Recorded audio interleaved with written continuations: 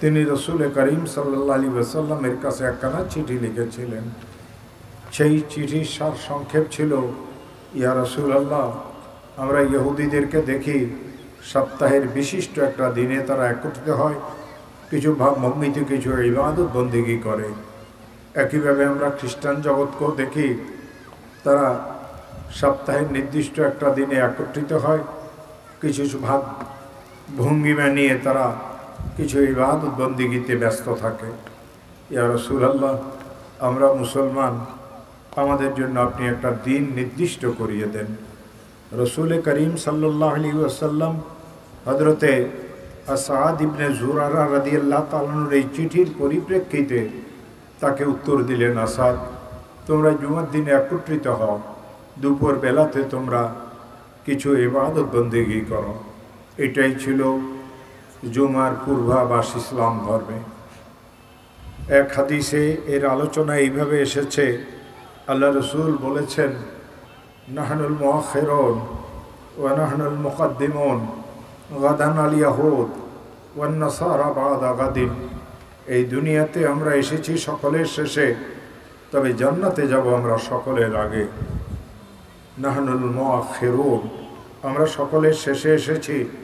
আমাদের আগে খ্রিস্টান জাতি এসেছিল, তার আগে ইহুদি জাতি এসেছিল, তার পূর্ব অন্যান্য নবীদের উম্মতেরাও এসেছিল, আমরা সকলের শেষে এসেছি। আল্লাহ রসুল শেষ নবী, আর শেষ নবীর প্রিয়তম উম্মতের তিনি প্রাণপ্রিয় নবী।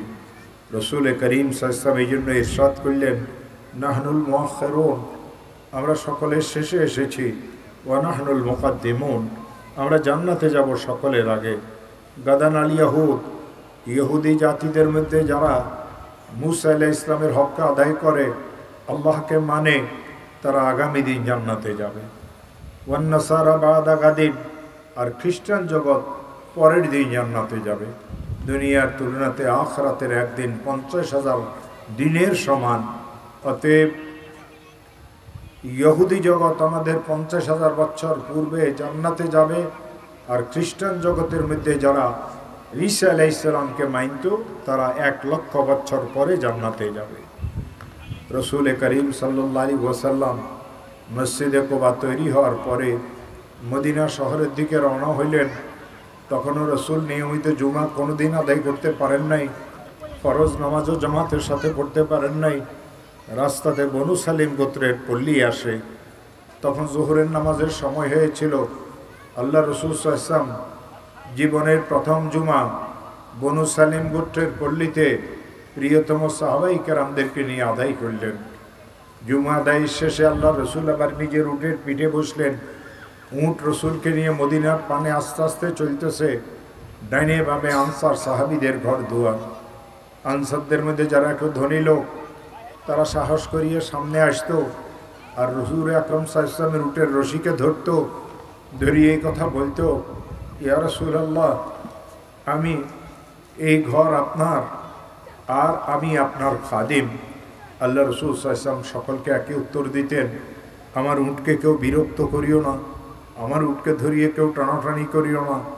বুখারী শরীফের হাদিস, দাউহা ফাইন্নাহা মামুরাতুন, আমার উটকে ছেড়ে দাও, সে আল্লাহর পক্ষ থেকে আদিষ্ট, যেখানে গিয়ে সে বসবে আমি সেখানের মেহমান হব।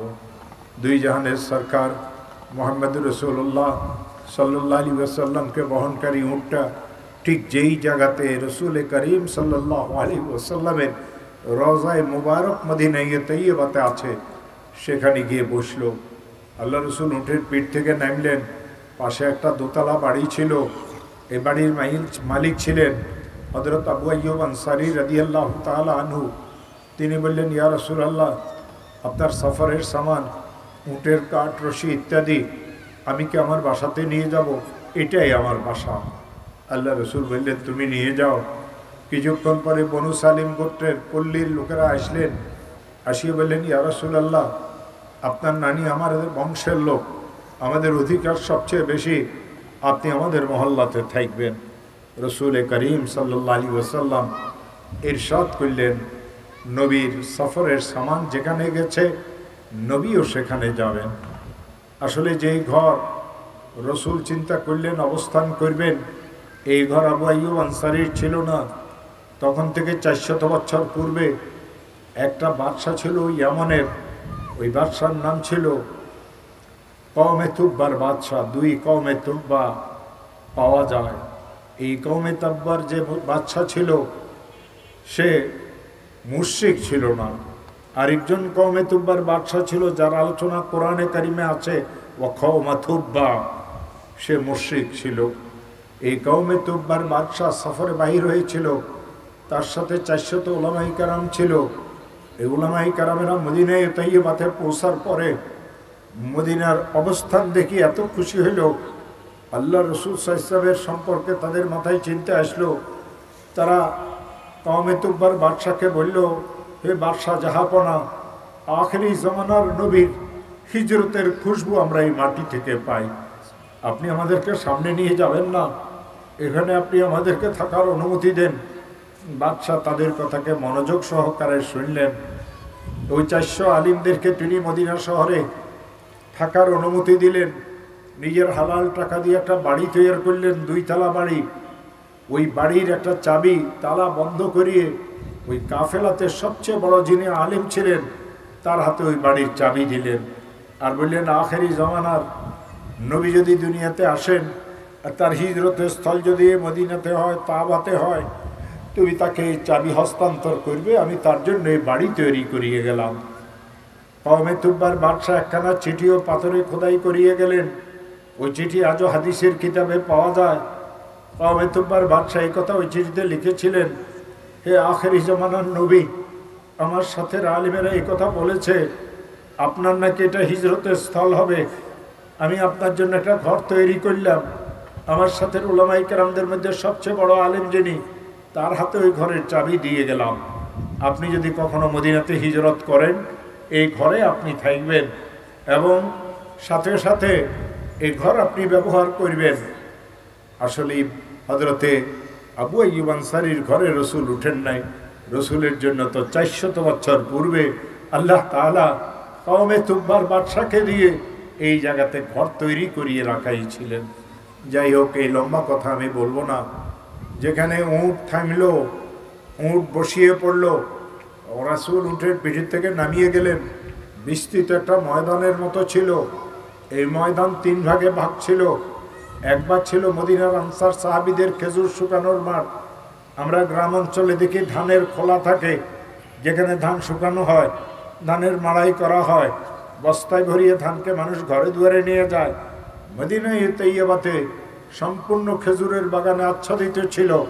আনসারদের বড় বড় খেজুরের বাগান ছিল, আবার কিছু বাগান আল্লাহর রসুলের হাতের লাগানোও ছিল। সাহাবায়ে কেরাম এখানে মদিনার তাদের খেজুরের বাগানের খেজুরগুলিকে শুকাইতেন। আরেক অংশ ছিল মদিনার মাসুম ছোট ছোট বাচ্চাদের খেলাধুলার মাঠ। ইসলাম ধর্ম খেলাধুলার জন্য নিষেধ করে না।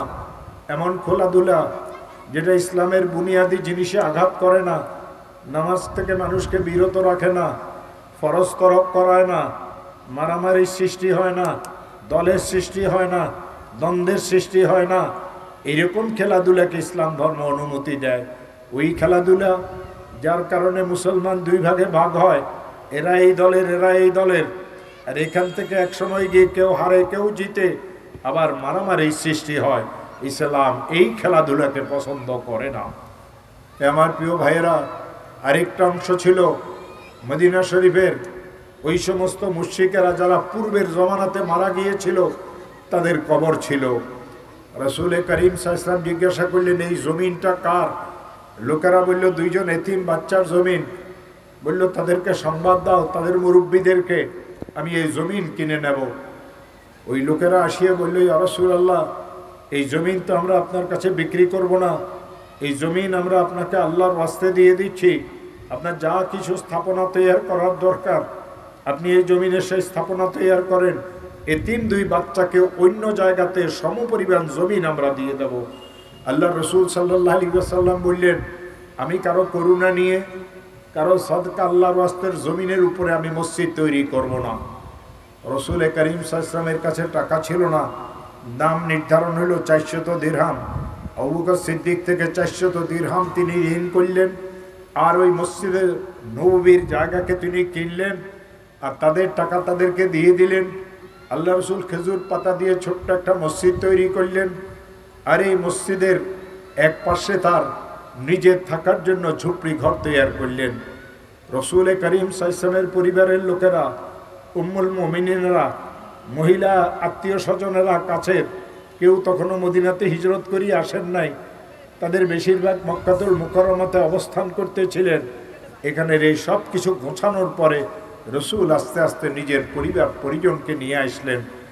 আর ঠিক যেই জায়গাতে রসুল করিম সাল্লাল্লাহু রওজায়ে মুবারক, তার সামনের অংশে কেবলার উল্টা দিকে আল্লাহ রসুল সাল্লাল্লাহু একটা ঘরের মতো করিয়ে চবুতরা তৈরি করলেন। আর এই চবুতরার নাম দিলেন আসহাবে সুফফার চবুতরা। এই আসহাবে সুফফা ওই সমস্ত সাহাবায়ে কেরামদের সন্তানদেরকে বলা হয় যারা মসজিদে নববীতে থাকতো, আল্লাহ রসুল সাল্লাল্লাহু আলাইহি কাছে ইলমে দ্বীন হাসিল করত।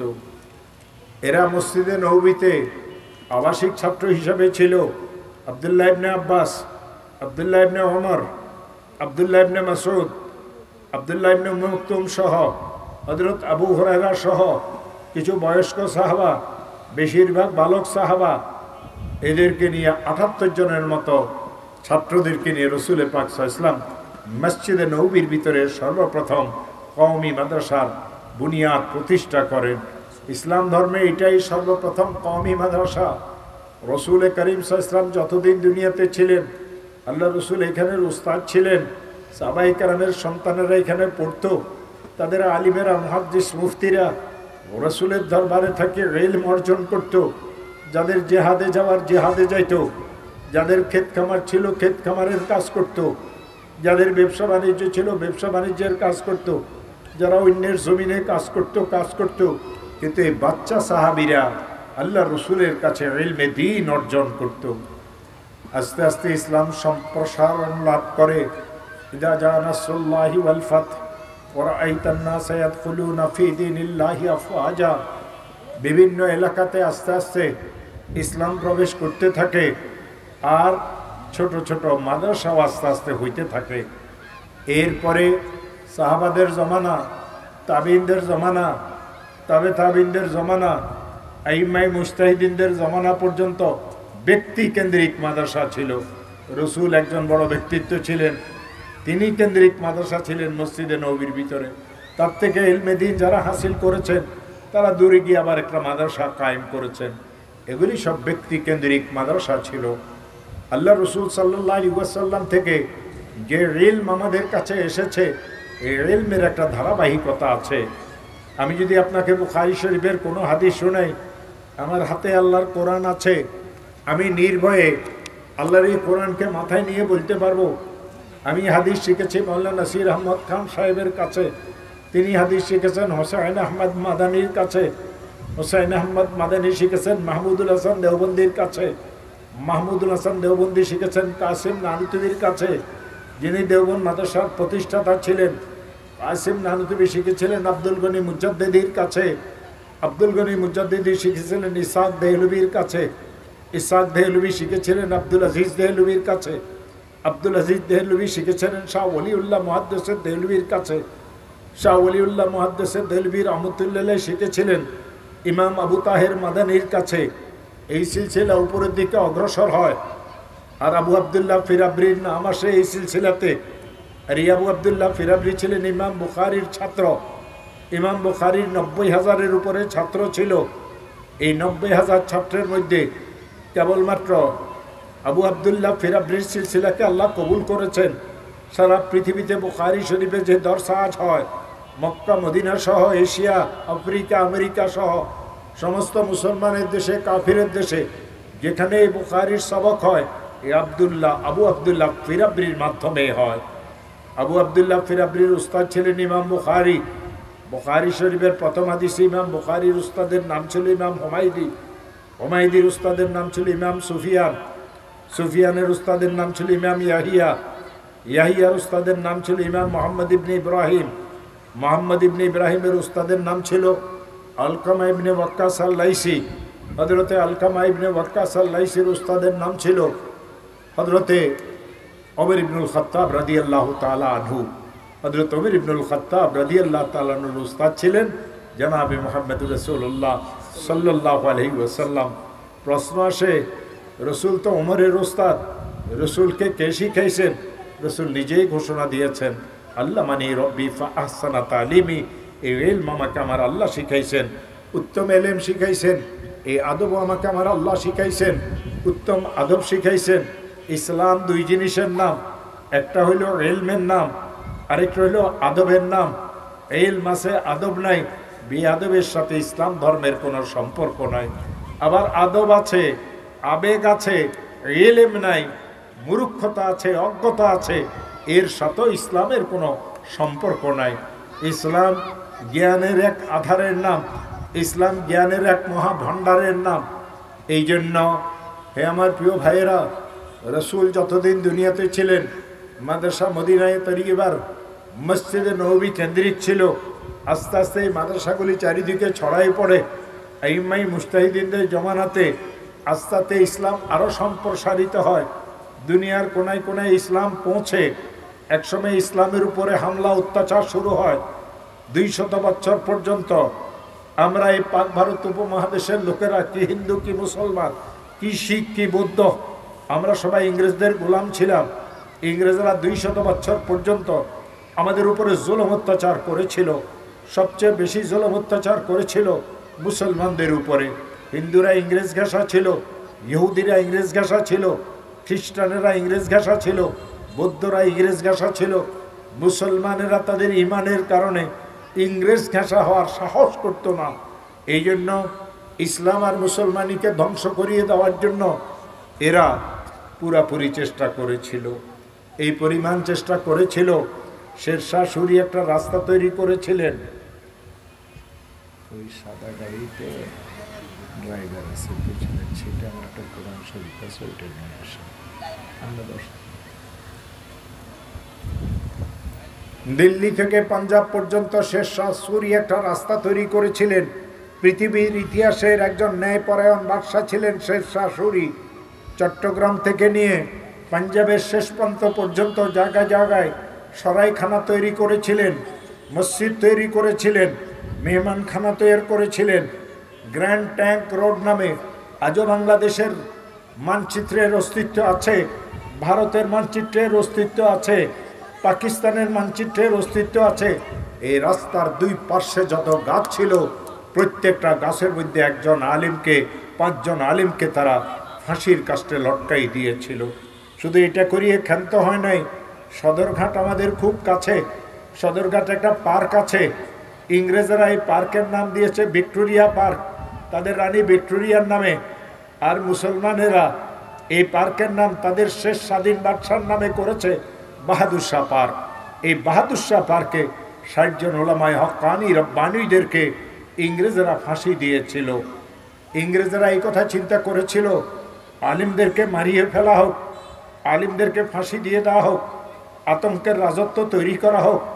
এই কোরআনে কারিম যেখানে যেখানে যে প্রেসে ছাপানো হইতো, ওই সমস্ত প্রেসগুলিকে ইংরেজরা জ্বালাই দিয়েছিল। যেই সমস্ত মাদ্রাসাতে এই কোরআনে কারিমগুলিকে পড়ানো হইতো, এই কোরআনে কারিমের কপিগুলিকেও তারা জ্বালাই দিয়েছিল। এই কোরআনে কারিমের কপিগুলিকে তারা জ্বালাই কেবল ক্ষান্ত হয় নাই, কোরআনে কারিমের প্রেসে যে সমস্ত শ্রমিকেরা কাজ করত, তাদের হাতের আঙ্গুলগুলিকে তারা কর্তন করে দিয়েছিল। এগুলি সব পাক ভারত উপমহাদেশের ইতিহাসের মধ্যে কথা লেখা আছে। বাংলাদেশের ইতিহাস যেরকম আমরা জানি, কেন যখন বাংলাদেশ স্বাধীন হয় তখন আমরা 7-8-এর ছাত্র ছিলাম। তো বাংলাদেশের ইতিহাস সম্পর্কে যেভাবে আমরা জানি, আমরা 1965 সালের ইতিহাসের কথাও জানি, 63 সালের ইতিহাসের কথাও জানি, 56 সালের ইতিহাসের কথাও জানি। আমাদের জন্মের পূর্বের ইতিহাসের কথা তো কিতাবপত্রে লেখা আছে, দলিল দস্তাবেজ হিসাবে আছে। এটা অস্বীকার করার কারো কোনো জো নাই। এই ইংরেজ বেনিয়ারা, এই লাল কুত্তারা পাক ভারত উপমহাদেশকে, ইসলামকে ধ্বংস করার জন্য মাদ্রাসাগুলিকে বুলডোজার দিয়ে নিচ্ছিন্ন করে, আলেম ওলামাদেরকে ফাঁসির কাস্টে লটকায়। আজও আপনি যান ভিক্টোরিয়া পার্কের কপালে বাংলা ভাষাতে লেখা আছে 1857 সালের শহীদগণের স্মরণে 1857 সালে কাদেরকে শহীদ করা হয়েছিল, এই উলামায়ে হক্কানি রব্বানীদেরকে শহীদ করা হয়েছিল যাতে কোরআন দুনিয়াতে না থাকে, কোরআনের প্রেসও দুনিয়াতে নাই। এই কোরআনের কপিগুলিকে জ্বালাই তারা আটলান্টিক মহাসাগরে নিক্ষেপ করেছিল। আলেমদেরকে ফাঁসির কাস্টে লটকাই দিয়েছিল। কেবল আলেমদেরকে ফাঁসির কাস্টে তারা লটকায় নাই, এদেরকে লটকানোর সাথে সাথে তারা মাদ্রাসাগুলিকে ধ্বংস করে দিয়েছিল। সব কিছু করিয়ে তারা এই নিশ্চিন্তে ছিল যে কোরআনকে ধ্বংস করিয়ে দেওয়া হয়েছে, কোরআনের বাহকদেরকে ধ্বংস করিয়ে দেওয়া হয়েছে, কোরআনের শিক্ষকদেরকে ধ্বংস করিয়ে দেওয়া হয়েছে, কোরআনের প্রেসকে ধ্বংস করে দেওয়া হয়েছে। কোরআনও আস্তে আস্তে দুনিয়া থেকে মিটে যাবে। তাদের এই ধারণা ভুল ছিল। কোরআন যেই অবস্থাতে যখন নাজেল হয়েছিল, এই কোরআনে 30টা পারা ছিল, এই কোরআনে 114টা সূরা ছিল, এই কোরআনে 7টা মঞ্জিল ছিল, এই কোরআনে 540টা রুকু ছিল, এই কোরআনে 14টা সিজদার আয়াত ছিল, এই কোরআনে 4টা সাক্তার আয়াত ছিল, এই কোরআনে 80টা ওয়াকফে লাজেম ছিল, এই কোরআনে 70টা মত ছিল, এই কোরআনে 86টা মক্কি সূরা ছিল, এই কোরআনে 28টা মাদানী সূরা ছিল, এই কোরআনে 76,250টা বাক্য ছিল, এই কোরআনে 6 গ্রন্থ, এই কোরআনে 6,266টা আয়াত ছিল, এই কোরআনে 3,22,671টা অক্ষর ছিল, এই কোরআনে 1,05,680টা নুক্তা ছিল, এই কোরআনে 93,729টা হরকত ছিল, এই কোরআনে 45,843টা জবর ছিল, এই কোরআনে 3,957টা জের ছিল, এই কোরআনে 8,857টা জের ছিল, এই কোরআনে 8,804টা পেশ ছিল, এই কোরআনে 1253টা তাসদীদ ছিল, এই কোরআনে 28টা হরুফে মুকাত্তাআত ছিল, এই কোরআনে 55টা গুণবাচক শব্দ ছিল, এই কোরআনে 493টা হুকুম হাকামের আয়াত ছিল, এই কোরআনে আদম আলাইহিস সালামের আলোচনা ছিল 25 জায়গাতে, যিনি 1000 বছর জীবিত ছিলেন। এই কোরআনে ইদ্রিস আলাইহিস সালামের আলোচনা ছিল 2 জায়গাতে, এই কোরআনে নূহ আলাইহিস সালামের আলোচনা ছিল 43 জায়গাতে, যিনি 950 বছর পর্যন্ত জীবিত ছিলেন। এই কোরআনে হুদ আলাইহিস সালামের আলোচনা ছিল 7 জায়গাতে, এই কোরআনে সালেহ আলাইহিস সালামের আলোচনা ছিল 9 জায়গাতে, যিনি 586 বছর পর্যন্ত জীবিত ছিলেন। এই কোরআনে ইব্রাহিম আলাইহিস সালামের আলোচনা ছিল 69 জায়গাতে, যিনি 195 বছর জীবিত ছিলেন। এই কোরআনে লূত আলাইহিস সালামের আলোচনা ছিল 27 জায়গাতে, এই কোরআনে ইসমাইল আলাইহিস সালামের আলোচনা ছিল 12 জায়গাতে, যিনি 137 বছর পর্যন্ত জীবিত ছিলেন। এই কোরআনে ইসহাক আলাইহিস সালামের আলোচনা ছিল 17 জায়গাতে, যিনি 150 বছর পর্যন্ত জীবিত ছিলেন। এই কোরআনে ইয়াকুব আলাইহিস সালামের আলোচনা ছিল 16 জায়গাতে, যিনি 129 বছর পর্যন্ত জীবিত ছিলেন। এই কোরআনে ইউসুফ আলাইহিস সালামের আলোচনা ছিল 27 জায়গাতে, যিনি জীবিত ছিলেন 190 বছর। এই কোরআনে শোয়েব আলাইহিস সালামের আলোচনা ছিল 11 জায়গাতে, যিনি 882 বছর পর্যন্ত জীবিত ছিলেন। এই কোরআনে আইয়ুব আলাইহিস সালামের আলোচনা ছিল 4 জায়গাতে, জুলকিফিলের আলোচনা ছিল 2 জায়গাতে, মুসা আলাইহিস সালামের আলোচনা ছিল 136 জায়গাতে, যিনি 125 বছর পর্যন্ত জীবিত ছিলেন। হারুন আলাইহিস সালামের আলোচনা ছিল কোরআনে 20 জায়গাতে, যিনি 199 বছর পর্যন্ত জীবিত ছিলেন। দাউদ আলাইহিস সালামের আলোচনা ছিল কোরআনে 16 জায়গাতে, সুলাইমান আলাইহিস সালামের আলোচনা ছিল কোরআনে 17 জায়গাতে, যিনি 150 বছর পর্যন্ত জীবিত ছিলেন।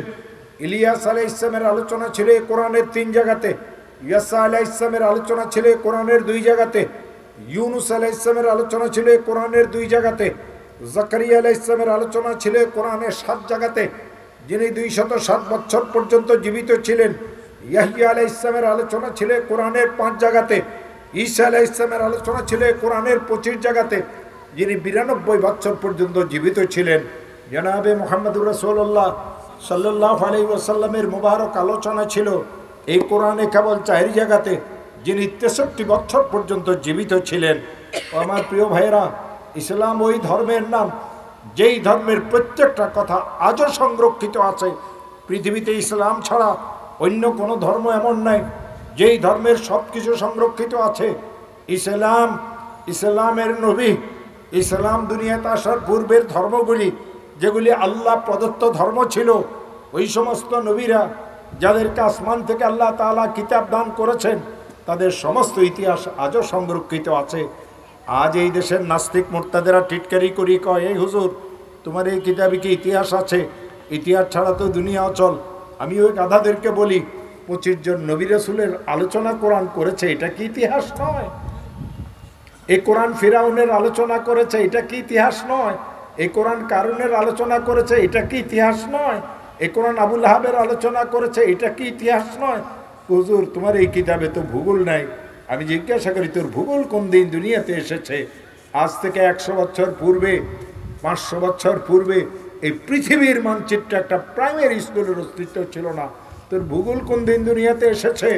500 বছর পূর্বে তোদের বৈজ্ঞানিকেরা যদি আমাদেরকে আমেরিকার সংবাদ দিয়েছে, এই কোরআন 1400 বছর পূর্বে আমাদেরকে ইটালির সংবাদ দিয়েছে। বিসমিল্লাহির রহমানির রহিম, আলিফ লাম মিম, গুলিবাতির রুম। এটা তো কোরআনের আয়াতের কথা। রোম ইটালির রাজধানী কে না জানে? এটা ভূগোল পড়া লাগে না। কোরআন তো যখন প্রাইমারি স্কুলের অস্তিত্ব ছিল না, তখন কোরআন আমাদেরকে ভূগোলের আলোচনা করেছে, কোরআন বিজ্ঞানের আলোচনাও করেছে। বৈজ্ঞানিকেরা বলে নাই পৃথিবী ঘুরে, বৈজ্ঞানিকেরা বলে নাই চন্দ্র সূর্য ঘুরে, বৈজ্ঞানিকেরা বলে নাই গ্রহ নক্ষত্র ঘুরে। এই কোরআন আমাদেরকে বলেছে লাশামসু ইয়ামবাগি লাহা আন তুদরিকাল কামার ওয়ালাল লাইলু সাবিকুন নাহার ওয়া কুল্লুন ফি ফালাকি ইয়াসবাহুন। কক্ষপথের কথা কোরআন বলেছে, ঘুরার কথা কোরআন বলেছে, সূর্যের আলোচনা কোরআন করেছে, চন্দ্রের আলোচনা কোরআন করেছে, গ্রহ নক্ষত্রের আলোচনা কোরআন করেছে। তাইলে কোন বিজ্ঞানটা তোদের বৈজ্ঞানিকেরা বলেছে, কোন ইতিহাসের আলোচনা তোদের বৈজ্ঞানিকেরা করেছে, কোন ভূগোলের আলোচনা তোদের বৈজ্ঞানিকেরা করেছে? কোরআন যখন নাজেল হয়েছে, যতটুকু দুনিয়াতে অস্তিত্ব ছিল সেই কথা কোরআন বলেছে। ভবিষ্যতের কথাও কোরআনে অনেক আছে। ওই কথা বলতে গেলে তো অনেক লম্বা সময়ের দরকার হবে। অতএব ওই নাস্তিক মোরতাদ তারা কোরআন সম্পর্কে কোনো ধারণাই রাখে না। তাদের ধারণা এই গাধারা ফু দিবে, কোরআন দুনিয়া থেকে বিদায় হবে। কোরআন ফুঁয়ের কারণে দুনিয়া থেকে বিদায় হবে না। কোরআন দুনিয়া থেকে যাওয়ার জন্য আসে নাই। কোরআন দুনিয়াতে ছিল, আল্লাহ যেরকম ছিলেন। কোরআন দুনিয়াতে আছে, আল্লাহ যেভাবে আছেন। কোরআন দুনিয়াতে থাকবে যেইভাবে আল্লাহ সব সময় থাকবেন। আমার প্রিয় ভাইরা, তো আল্লাহর কালাম। আল্লাহ আছেন, কোরআন আছে। আল্লাহ ছিলেন, কোরআন ছিল। আল্লাহ থাকবেন, কোরআনও থাকবে। কারো ফুঁফার কারণে কোরআন দুনিয়া থেকে বিদায় হবে না। কোরআন তার অস্তিত্ব নিয়ে থাকবে। ইহুদিরা যাবে, খ্রিস্টানেরা যাবে, আবু জাহেলেরা যাবে, আবু লাহাবেরা যাবে, ফিরাউনেরা যাবে, কারুনেরা যাবে, নমরুদেরা যাবে। আজকের এই নব্য নমরুদ, কারণ ফেরাউনেরা এই কোরআনের বিরোধিতা করিয়ে কোরআনের একটা অক্ষরকে কেউ মুছতে পারবে না। এ মাসুম বাচ্চা, আল্লাহ জানে কার কোথায় জন্ম হয়েছে। বাপকে আমরা চিনি না, মাকে আমরা জানি না। হতে পারে এই ছেলেদের মধ্যে একটা হাফিজ হুজুরের মতো বুজুর্গ হবে, আহমদ শফির মতো বড় আলেম হবে। আজকে যাকে আমি এ সবক দেব, হইতে পারে সে যুগশ্রেষ্ঠ একজন আলেম হবে। লক্ষ লক্ষ মানুষ তাকে মানবে। চরমনাইয়ের কুতুব মোল্লা ফজলুল করিম সাহেবকে একসময় কেউ চিনত না। আজ ওই সিলসিলার পিছনে লক্ষ লক্ষ মুসলমানের হাঁটে। কেন? সেখানে গিয়ে ইসলামের শাসন বিধান শিখার একটা রাস্তা আল্লাহ তার জন্য করে দিয়েছেন। এই জন্য আপনি যদি চিন্তা করেন তো দেখবেন, নাস্তিক মোরতাদেরা যারা এসেছে, কোনো যুগে এমন একজন নাস্তিক আসে নাই যাকে 1 লাখ 2 লাখ মানুষ মেনেছে। এমনকি অনেক নাস্তিক এমনও আছে, তার স্ত্রী তার বিরুদ্ধে কথা বলেছে, তার পরিবার পরিজন তার বিরুদ্ধে কথা বলেছে, তার পরিবার পরিজনের মধ্যে নেককার মুসলমানও ছিল। কিন্তু ইসলাম এমন এক ধর্মের নাম, কোরআন এমন এক কিতাবের নাম, হাদিস এমন এক মহা গ্রন্থ সমূহের নাম, যাদের অনুসরণকারী কিয়ামত পর্যন্ত পৃথিবীতে লক্ষ লক্ষ কোটি কোটি থাকবে। আল্লাহ তাআলা এতে আরও বরকত দান করুক। আমাদের খুব স্নেহধন্য, খুব আদরের ছেলে মৌলানা বরকতুল্লাহ ভুলু, সে একটা এখানে মাদ্রাসা করছে। মক্কা শরীফ যাওয়ার আগে আমার সাথে কয়েকবার কথা হয়েছে। গতবার চরমনাইল মাঠেও আমার সাথে দেখা হয়েছিল। আমি তাকে নসিহত করেছিলাম, আলাদাভাবে সুন্দর করিয়ে ছোট একটা মাদ্রাসা করো, এক সময় আস্তে আস্তে বড় হবে। এই দেশের যে কয়জন বুড়ো আলেম আছেন দুনিয়াতে, তাদের মধ্যে আমি একজন বুড়ো মানুষ। আমি অনেক বুড়ো। কত বুড়ো জানেন? কিছুদিন আগে জুনাইদ বাবুনগরী মারা গেছেন, আমি কিন্তু ওর 1 বছর আগে মৌলানা হয়েছি। মৌলানা নুর ইসলাম সাহেব মারা গেছেন, আমি তার 2 বছর আগে মৌলানা হয়েছি। উজানির পীরেরা আছে, ওদের 28 বছর আগে আমি মৌলানা হয়েছি। হাফিজ হুজুরের ছেলে শাহতাউল্লাহ আছে, ওর 13 বছর আগে আমি মৌলানা হয়েছি। এই দেশের বুড়ো আলেম যে কয়টা আছে, অনেক বুড়ো আলেমের আমার আল্লাহর রহমতের ছাত্র। চরমনাইয়ের পীর মোল্লা রিজাউল করিম আছে, ফয়জুল করিম আছে, এদের ওস্তাদেরাও সরাসরি আমি ওমর ফারুকের ছাত্র। 46 বছর আগে চরমনাইয়ের বড় বড় বুজুর্গ হুজুরেরা আমি ওমর ফারুকের কাছে সন্দীপ মাদ্রাসাতে নুরুল ইজা কিতাব পড়ছে, আর ওদের কাছে ফয়জুল করিম রিজাউল করিম পড়ছে। তো আমি তো ওদের দাদা ওস্তাদ। আমি অনেক বুড়ো হয়ে গেছি, ওয়াজ করতে পারি 2-3 ঘন্টা, আমার কোনো কষ্ট হয় না।